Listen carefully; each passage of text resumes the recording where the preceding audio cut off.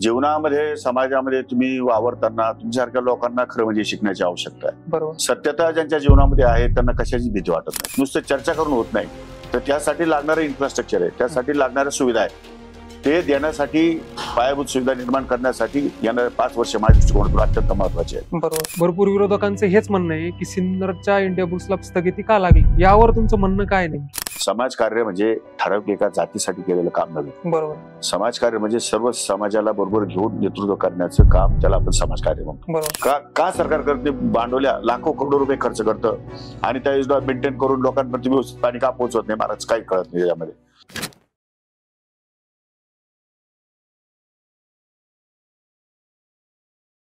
तुमचा ऍडव्होकेट त्या आमदारापर्यंतचा प्रवास नेमकी कसा होता? मी लॉ कॉलेज पूर्ण केल्यानंतर काही महिने किंवा फार झालं तर वर्षभर कोर्टामध्ये प्रॅक्टिस करण्याचा प्रयत्न केला.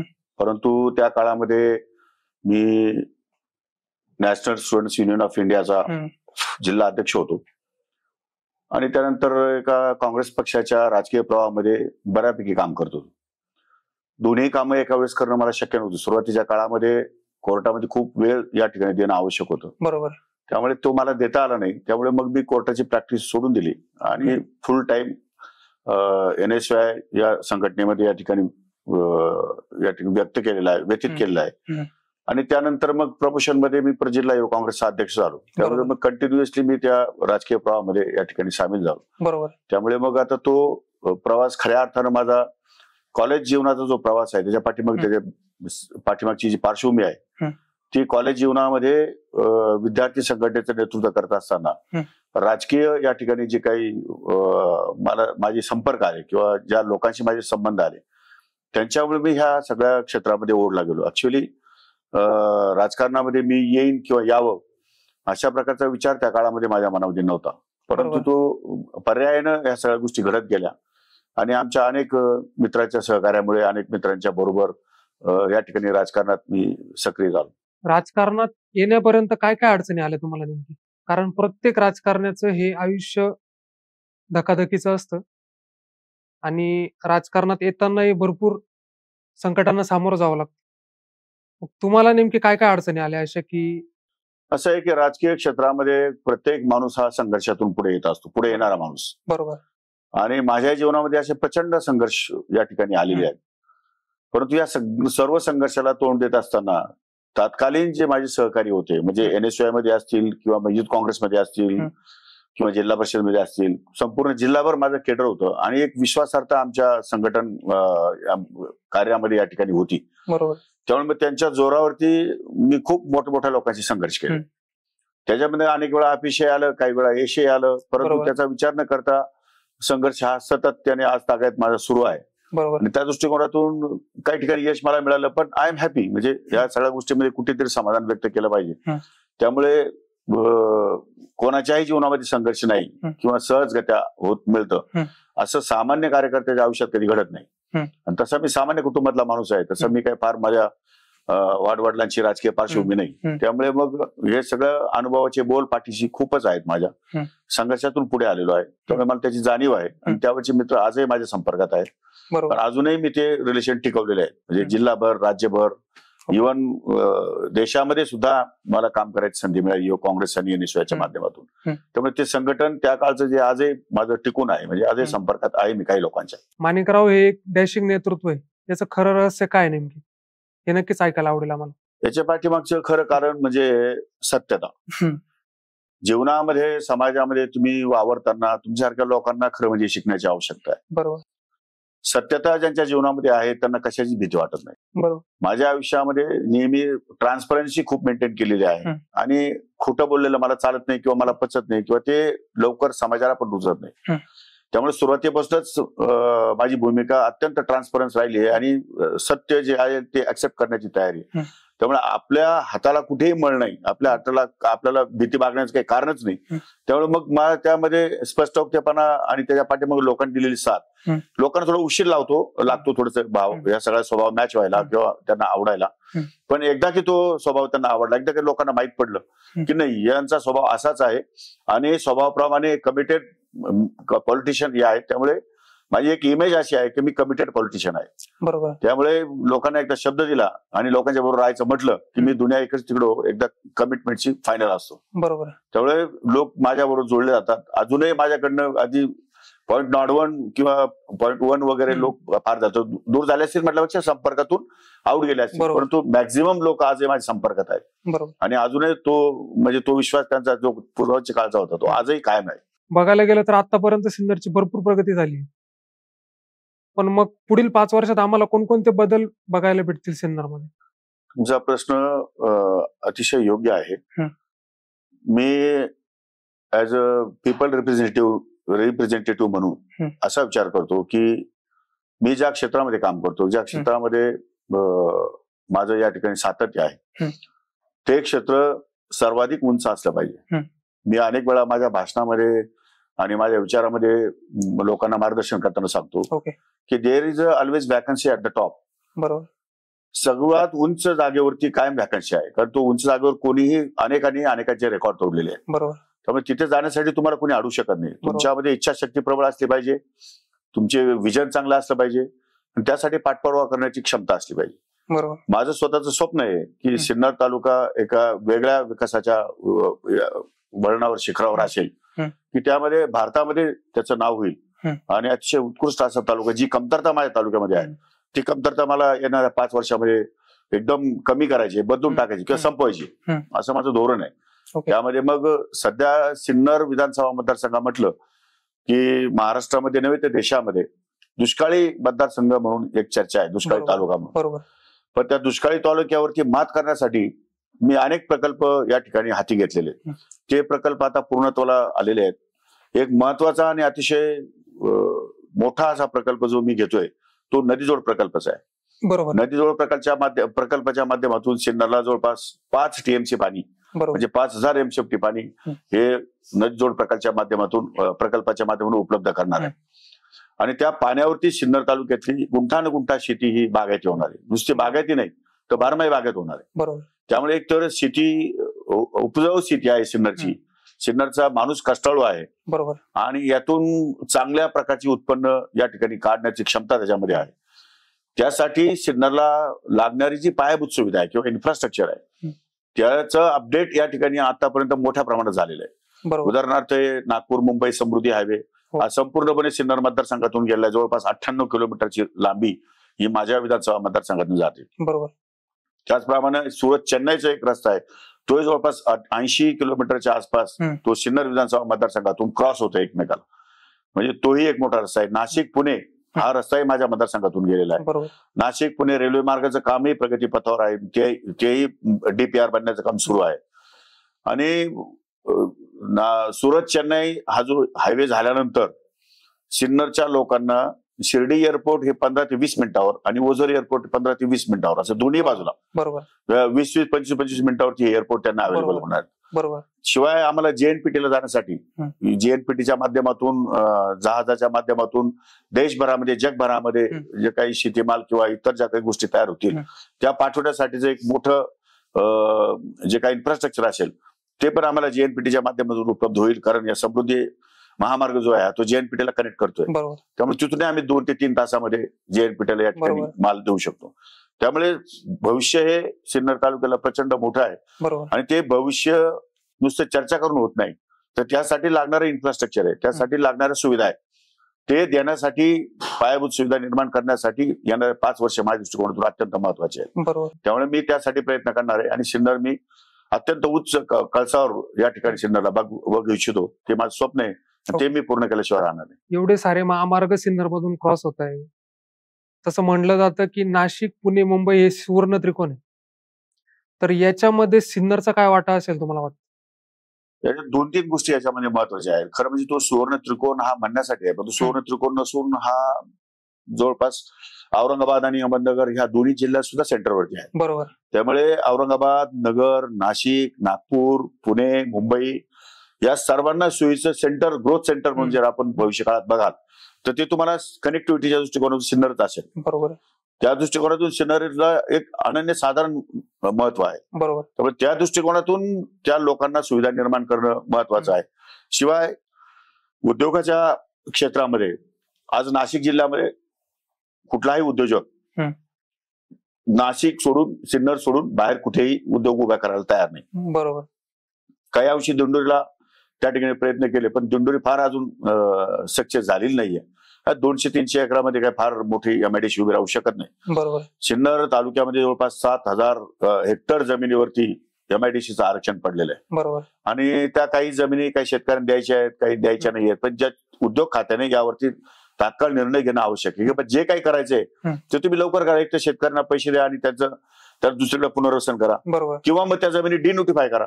मी अनेक वेळा सरकारला सांगितलंय, पण सरकारकडनं त्याच्यावर काही कारवाई अजून होत नाही. पुढच्या काळामध्ये ती कारवाई करून आणि मोठे उद्योग उभारणं, म्हणजे बेरोजगारांना नोकऱ्या प्राप्त करून देणं, शिवाय शेतीविषयक जर बाय प्रॉडक्ट निर्माण करता आले तर ते करणं. आणि सर्वात मोठं माझ्या डोक्यामध्ये स्वप्न आहे किंवा एक शक्कल आहे की एक मोठं टर्मिनल मार्केट, शेतकरी टर्मिनल मार्केट हे सिन्नरला उभं राहावं 500 ते 700 एकरामध्ये, जे महाराष्ट्रावर कुठेच नाही. म्हणजे मुंबईमध्ये पण नाही. 500-700 एकरावरचं टर्मिनल मार्केट हे समृद्धी हायवेला गोंदे गावाजवळ मी उभं करण्याचा विचार आहे माझा. त्यासाठी पण माझा प्रयत्न राहणार आहे. म्हणजे सर्वांगीण विकास कसा होईल, शेतकरी, शेतमजूर, कामगार या सगळ्या लोकांना कसा न्याय मिळेल यासाठी सर्वकष प्रयत्न मी करणार आहे. भरपूर विरोधकांचं हेच म्हणणं आहे की सिन्नरच्या इंडिया बुल्सला स्थगिती का लागली, यावर तुमचं म्हणणं काय नाही? तुमचा प्रश्न एकदम बरोबर आहे. सुरुवातीच्या काळामध्ये सिन्नर तालुक्यामध्ये एमआयडीसी वाढावी यासाठी माझे प्रयत्न सुरू होते आणि मी मध्यस्थी करून मुसळगाव आणि गुळवणच्या शेतकऱ्यांना त्या जमिनी इंडिया बुल्स म्हणजे एमआयडीसीच्या माध्यमातून इंडिया बुल्स कंपनीला द्यायला सांगितलं. बरोबर. जनतेने माझं ऐकलं आणि त्याप्रमाणे त्यांनी दोघांनाही सारख्या दरामध्ये त्या जमिनी आपण एमआयडीसीला उपलब्ध करून दिल्या. खरं म्हणजे मेन मुख्य एमआयडीसी आहे, पण एमआयडीसीने ते सबलेट केलं होतं इंडिया बुलला. बरोबर. नंतर इंडिया बुल्स कंपनीने पॉवर प्लांट साठी कोळसा कंपनीची काहीतरी परवानगी घेतली होती आणि 2100 मेगावॅटचं साधारण अमरावती आणि सिन्नर या दोन ठिकाणी त्यांना इकडे 2100 आणि तिकडे काहीतरी 1300 मेगावॅट असे दोन प्रकल्प इंडिया बुल्सने उभे करायचा निर्णय घेतला होता. बरोबर. पण 2100च्या ऐवजी त्यांनी पहिल्या टप्प्यामध्ये 700-700चे म्हणजे 700-700चे दोन प्रकल्प म्हणजे जवळपास 1370 मेगावॅट चे दोन प्रकल्प उभे करताना पूर्ण झाले त्यांचे, बहुतेक त्यांची ट्रायल पण झालेली आहे. परंतु रेल्वेचं काही काम अपूर्ण आहे.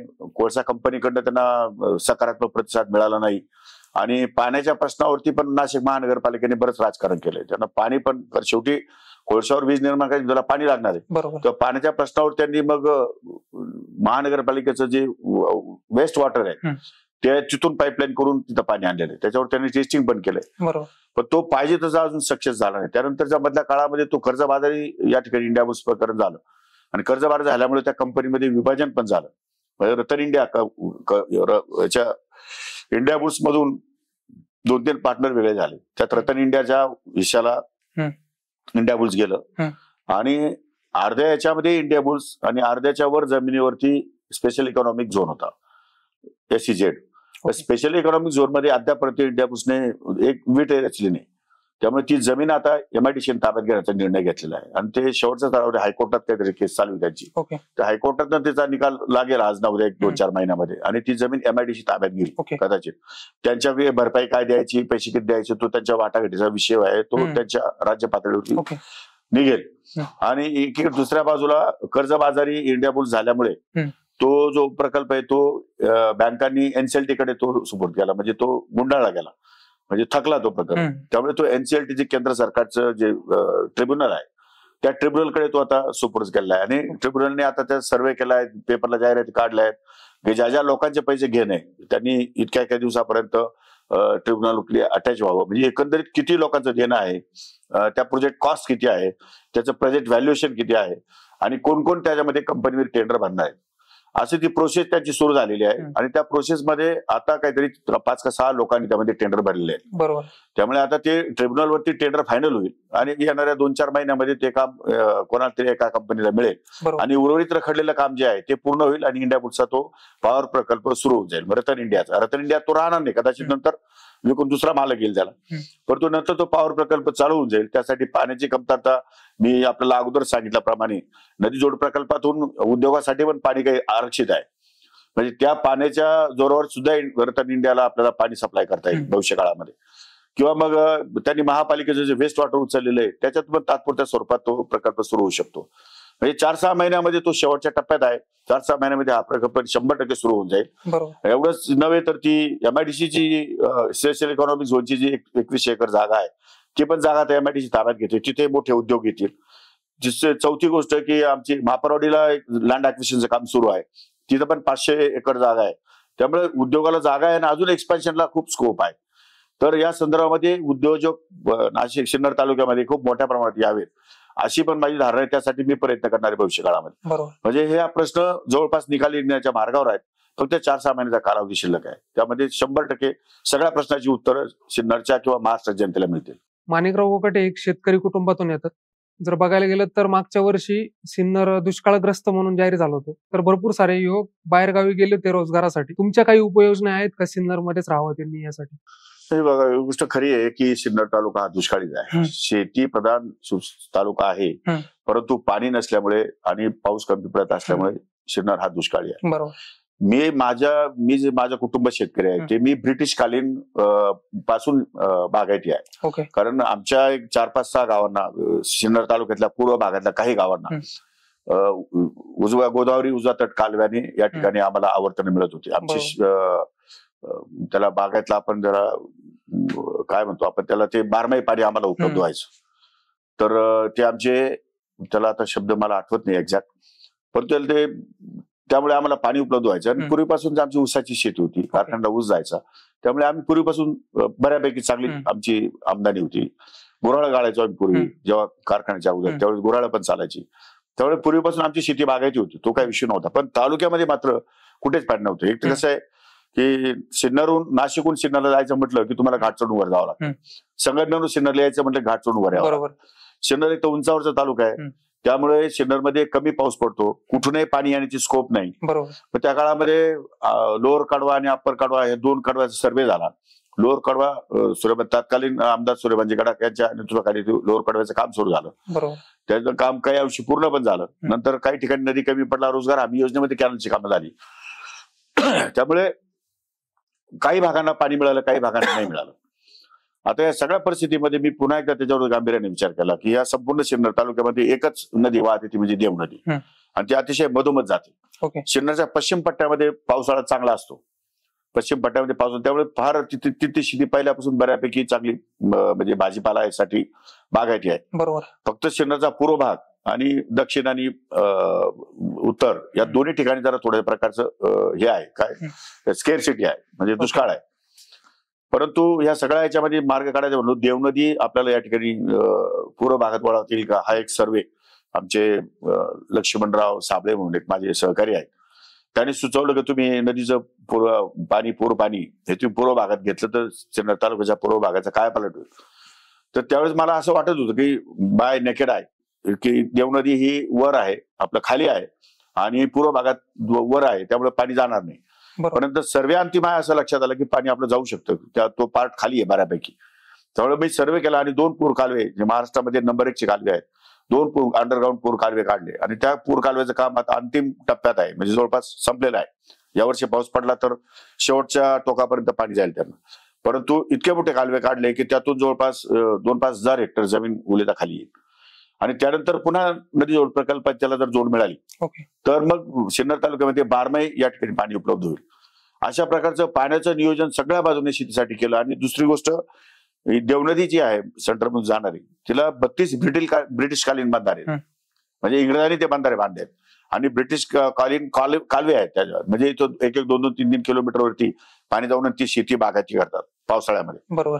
ते कालवे पण मी आता नूतनीकरण करून त्यामध्ये बंदिस्त करून त्या कालव्याने पाणी द्यायचा निर्णय घेतला. कालच 2 दिवसापूर्वी मुसळगाव, त्याच्यानंतर मनेगाव, त्याच्यानंतर लोणरवाडी या 2-4 गावांना, वडगाव या 2-4 गावांची मी कालव्याचं भूमिपूजन केलेलं आहे, त्यांच्या मंजुऱ्या पण आल्या आहेत. तर ते काम पण पूर्ण होऊन जाईल.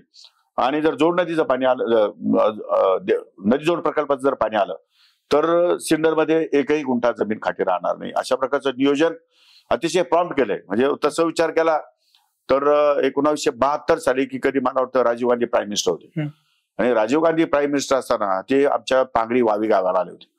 पांगरी आणि वावी हा दुष्काळी पट्टा होता एकदम. बरोबर. पण ते येऊन सुद्धा 10 वर्षात आमच्या तालुक्यामध्ये काही बदल घडला नाही. पण ते गेल्यानंतर ते सगळं पाहिलं. मी जेव्हा सर्व्हे केला आणि मी जेव्हा सगळं प्लॅन आराखडा केला ते त्यांच्यापर्यंत हे सगळं कोणी पोहोचवलं नाही. पण मी त्याच्यावरती पाठपुरावा केला आणि आता त्या जे गाव दुष्काळ आहे त्या गावाला 12 पाणी जाण्याची सोय आपण आता केलेली आहे. म्हणजे मोठमोठे बंधारे तिथं बांधलेले आहेत, पूरसाऱ्याचं पाणी नेलेलं आहे, नदी जोडचं पाणी पण जाणार आहे. अशा सगळ्या याच्यातून सगळ्या परिसराचा काय आपल्याला भविष्य काळात होईल. तर मी आपल्याला जे अगोदर बोललो की 1972 साली प्राईम मिनिस्टर राजीव गांधी आले, त्यावेळेस ती परिस्थिती नाही. 1972 ला इंदिरा गांधी प्राईम मिनिस्टर होत्या, पण 1984-85 ला इंदिरा गांधी वारल्यानंतर राजीव गांधी प्राईम मिनिस्टर झाले आणि मग राजीव गांधी 84-85 साली पांगरी आणि वावेला या ठिकाणी भेट द्यायला आले. तेव्हापासून तर म्हणजे कालपर्यंत त्या भागामध्ये सरकार असंच काही फारसं होऊ शकलं नाही. परंतु आम्ही पाठपुरावा केल्यामुळे मी त्याच्यामध्ये सर्वे केले, पाठपुरावा केले, लेवल्स घेतल्या, टोपोशीट काढले आणि मग वेगवेगळ्या कल्पना शास्त्रासमोर मांडल्या, वेगवेगळा पाठपुरावा केला आणि त्यामुळे आता तिथे पाणी उपलब्ध होण्याचे संकेत निर्माण झालेले आहेत आणि मोठ्या प्रमाणात पाणी उपलब्ध होऊ शकतं. माझ्या 2 गोष्टी असतात, समाजकारण किंवा राजकारण. जर तुम्हाला यांपैकी एखादी गोष्ट निवडायची असेल तर ती नेमकी कोणती असेल? मी समाजकार्याला प्राधान्य देईन. समाजकार्य म्हणजे ठराविक एका जातीसाठी केलेलं काम नव्हे. बरोबर. समाजकार्य म्हणजे सर्व समाजाला बरोबर घेऊन नेतृत्व करण्याचं काम, त्याला आपण समाजकार्य म्हणतो. बरोबर. त्याला प्रायोरिटी 100% मी त्याला देईन. परंतु समाजकार्य, समाजकारण आणि राजकारण यांची सांगड इतकी मजबूत झालेली आहे की त्याशिवाय तुम्ही राजकारण करू शकत नाही, त्याशिवाय तुम्हाला समाजकारण करता येत नाही. कारण काही सरकारकडनं तुमच्या इच्छा पूर्ण झाल्या नाही, तुमचे स्वप्न पूर्ण झाले नाही, तर समाजकारणामध्ये काम करताना लोक म्हणतात त्यांचं काय उपयोग, यांच्याकडनं काहीच मिळत नाही आपल्याला सुविधा. म्हणजे हे आमचे विचार हे 4 भिंतीमध्ये ठीक आहे, 4 भिंतीमध्ये माझे विचार किती चांगले आहेत याला काय अर्थ नाही. परंतु माझ्या चांगल्या विचाराने अनुसरून काय योजना येतात आणि त्याच्यातून समाजाला किती फायदा होतो ही गोष्ट समाज याच्यावरती गांभीर्याने विचार करते. त्यामुळे समाजकारण आणि राजकारण ह्या 2 गोष्टी वेगळ्या करताच येणार नाही. राजकारणाशिवाय समाजकारण होत नाही, समाजकारणाशिवाय राजकारण होणार नाही आणि त्याशिवाय त्यांच्या पलीकडे जाऊन त्याशिवाय सत्तेत तुम्हाला येता येणार नाही आणि सत्तेत गेल्याशिवाय तुम्हाला विकास करता येणार नाही. हे सोडा पुन्हा ही कडी आहे, साखळीच आहे याची समाजाची, त्याचं तुम्हाला एक सिंगल पार्ट याचा करता येणार नाही. तर बघायला गेलं तर सिन्नर तालुका हा प्रबळ होण्याच्या मार्गावर आहे. त्याला अजून प्रबळ करण्यासाठी सिन्नरमध्ये अधिक व्यवसाय येणं गरजेचं आहे. तर तुमच्या डोक्यात काही उपाययोजना आहेत का?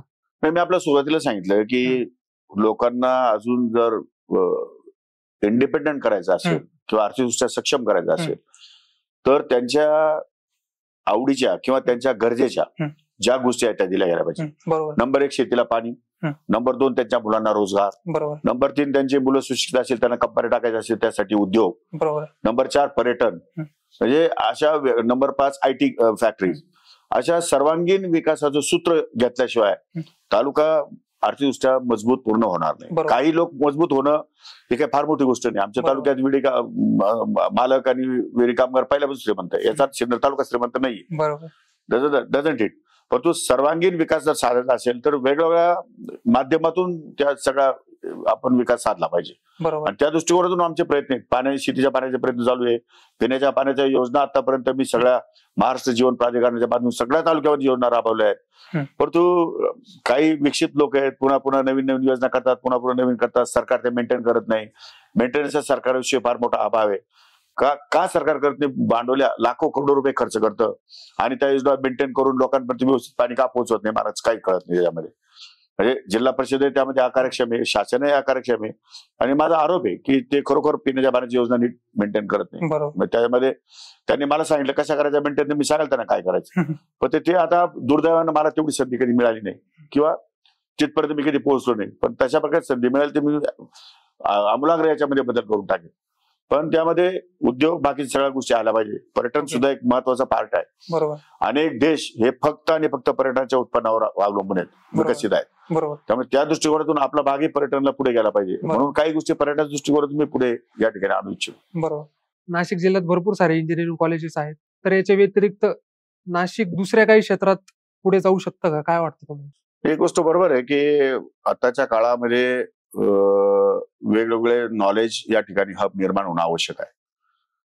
तर आता 2 दिवसापूर्वीच आरोग्य विज्ञान विद्यापीठ आपलं नाही यशवंतराव चव्हाण मुक्त विद्यापीठ या ठिकाणी त्यांचे व्हाईस चान्सलर आणि त्यांचे मोरे म्हणून अधिकारी ते माझ्याकडे आले होते आणि त्यांना घोरवड जवळ 100 एकर जमीन त्या ठिकाणी पाहिजे एक चांगलं नॉलेज हब करण्यासाठी. विद्यापीठ म्हणजे महाविद्यालय निर्माण करण्यासाठी, कृषी महाविद्यालय. तर ती जागा मी सुचवलेली आहे, त्यांनी ती मान्य केली आहे. एवढ्या 8 दिवसामध्ये त्यांची माझी मीटिंग होईल आणि त्या जागेवरती मोठं कृषी हब या ठिकाणी महाविद्यालयात नॉलेज हब तयार करणार आहोत. त्या व्यतिरिक्त कौशल्य विकास जो आहे तो ITIच्या माध्यमातून किंवा वेगवेगळ्या संस्थेच्या माध्यमातून कौशल्य विकासाची एक मोठी कास धरून विद्यार्थ्यांना आपल्याला जास्तीत जास्त नॉलेज कसं निर्माण करता येईल, तो एक आमच्या डोळ्यासमोर महत्वाचा उद्देश आहे. त्यामुळे हे सगळं उद्देश करत असताना की प्रोसेसिंग प्लांट आम्हाला काही उभे करावे लागतील शेतीच्या याच्यावरती. शेतीचं प्रोडक्शन आहे, उत्पादन आहे, ते अति जर झालं तर ते उर्वरित याच्यावरती काही प्रोसेसिंग प्लांट करता येतील का, तोही एक विचार आमच्या उद्योग क्षेत्राच्या माध्यमातून आहे. त्यामुळे वेगवेगळ्या क्षेत्रामध्ये काम करत असताना एक शासकीय कृषी महाविद्यालय सिन्नरला कसं आणता येईल, किंवा शासकीय इंजिनिअरिंग कॉलेज खूप जरी झाले तरी पण शासकीय कॉलेजमध्ये अजूनही गर्दी आहे. शासकीय एखादा इंजिनिअरिंग कॉलेज सिन्नरला आणता येते का, इंजिनिअरिंग कॉलेज म्हणा किंवा कृषी महाविद्यालय म्हणा, अशा प्रकारच्या 2-3 योजना या ठिकाणी माझ्या डोळ्यासमोर आहेत आणि आणण्यासारख्या आहेत. त्यासाठी लागणारी जमीन सिन्नर तालुक्यामध्ये उपलब्ध आहे. म्हणजे कृषी खात्याची जमीन आहे, शिवाय आमच्याकडे काही ग्रामपंचायतीकडे बऱ्याच जमिनी आहेत. दुसऱ्या बाजूला सोलरसाठी काही मोठे लोक या ठिकाणी अप्रोच होत आहेत. तर शहाला जिथं मी 132 स्टेशन केलंय तिथं सोलरसाठी आपल्याला 400-500 एकर लँड उपलब्ध आहे. तिथं सोलर युनिट आपण तयार करू शकतो. सोलर मधून एनर्जी निर्माण करता येईल, विंड मधून एनर्जी निर्माण, विंड मध्ये आमच्याकडे सुजलॉनच्या मोठ्या विंडमिल आहेतच. म्हणजे नॅचरल एनर्जी कन्वर्ट करून आणि लोकांना जास्त सुविधा कशी देता येईल, तो एक विचार आहे. आणि विद्यार्थ्यांना वेगवेगळे नॉलेज हब कसे निर्माण करता येतील, कृषीच्या बाबतीत आहे, इंजिनिअरिंगच्या बाबतीत आहे, कौशल्य विकासाच्या बाबतीत आहेत, IT हब आहेत. म्हणजे असे वेगवेगळे हब या ठिकाणी कसे निर्माण होतील, तोही दृष्टिकोन या ठिकाणी माझ्या डोळ्यासमोर आहे आणि त्याला आपण चालना देऊ.